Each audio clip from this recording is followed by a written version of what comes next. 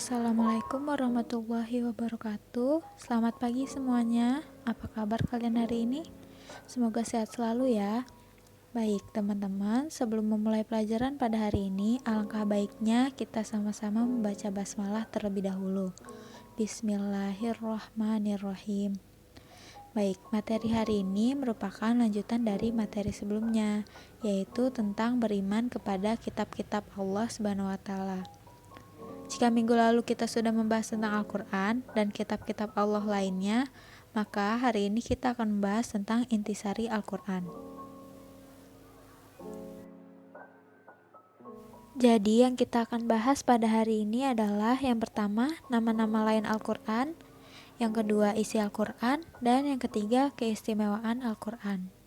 Al-Quran yang diwahyukan kepada Nabi Muhammad SAW menghapus sebagian syariat yang tertera dalam kitab-kitab terdahulu dan melengkapinya dengan tuntunan yang sesuai dengan perkembangan zaman. Al-Quran merupakan kitab suci terlengkap dan berlaku bagi semua umat manusia sampai akhir zaman. Oleh karena itu, sebagai muslim kita tidak perlu meragukannya sama sekali. Sesuai dengan firman Allah Subhanahu wa Ta'ala yang berbunyi, Bismillahirrahmanirrahim. Zalikal kitabul la raiba fih hudal lil muttaqin. Yang artinya, kitab Al-Quran ini tidak ada keraguan padanya, petunjuk bagi mereka yang bertakwa. Quran Surat Al-Baqarah ayat 2. Selanjutnya, nama-nama lain dari Al-Quran. Sebenarnya banyak nama-nama lain dari Al-Quran, namun pada bab kali ini kita hanya akan membahas 5 nama-nama lain dari Al-Quran. Yang pertama ada Al-Huda. Al-Huda berarti Al-Quran sebagai petunjuk seluruh umat manusia. Jadi Al-Quran merupakan sebuah petunjuk dan pedoman kelangsungan hidup manusia dalam melakukan segala sesuatu. Selanjutnya Al-Furqan. Al-Furqan berarti Al-Quran sebagai pembeda antara yang baik dan yang buruk. Jadi jika manusia telah belajar membaca dan memahami Al-Quran, maka seseorang tersebut sudah seharusnya dapat membedakan mana yang benar dan mana yang salah. Contohnya saat hendak mencari keuntungan ketika berdagang. Dijelaskan dalam Al-Quran untuk tidak melakukan pengurangan berat dari barang dagangan, karena hal tersebut merupakan penipuan. Selanjutnya yaitu Asyifa. Asyifa berarti Al-Quran sebagai penawar atau obat penenang hati. Manusia tentu akan memiliki beberapa penyakit hati seperti sombong, ragu, bahkan syirik. Tafsir Ibnu Katsir menjelaskan bahwa Al-Quran dapat menjadi penawar dan penyembuh dari berbagai penyakit hati yang ada di dalam manusia. Sesungguhnya, Al-Quran yang benar-benar diamalkan akan membawa kedamaian dan ketenangan dalam hati manusia. Selanjutnya yaitu Az-Zikro, yang artinya Al-Quran sebagai peringatan adanya ancaman dan balasan. Orang-orang yang beriman senantiasa dituntun untuk menjadikan Al-Quran sebagai pendamping. Selain membaca dan mengamalkan merupakan ibadah, Al-Quran juga senantiasa memberikan peringatan kepada manusia mengenai tanggung jawab yang sedang kita emban.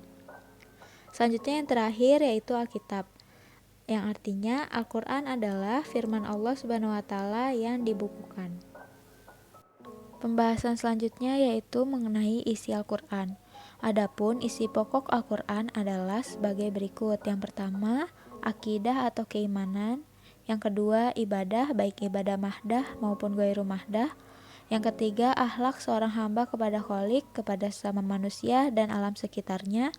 Yang keempat, muamalah, yaitu hubungan manusia dengan sesama manusia.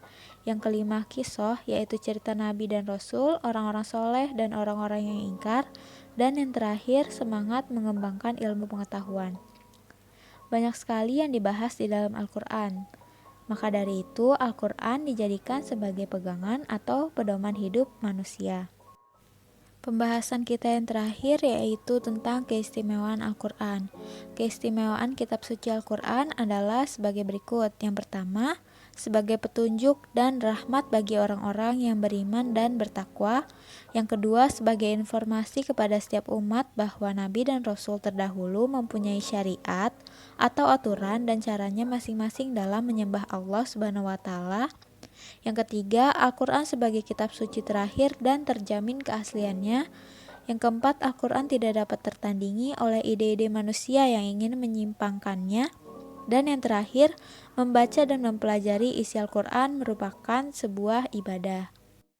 Jadi sudah dapat dipahami ya, kita sebagai umat Islam wajib untuk mengimani dan mempercayai isi Al-Quran, karena Al-Quran merupakan pedoman hidup manusia, terlebih lagi pedoman hidup umat Islam. Apabila kita tidak mengimani dan mengamalkannya, kita termasuk orang-orang yang ingkar atau kafir. Cara mengamalkan isi Al-Quran adalah dengan mempelajari cara belajar membacanya atau mengaji, baik melalui iqra, qiraati, atau yang lainnya, kemudian mempelajari artinya, menganalisis isinya, dan mengamalkannya.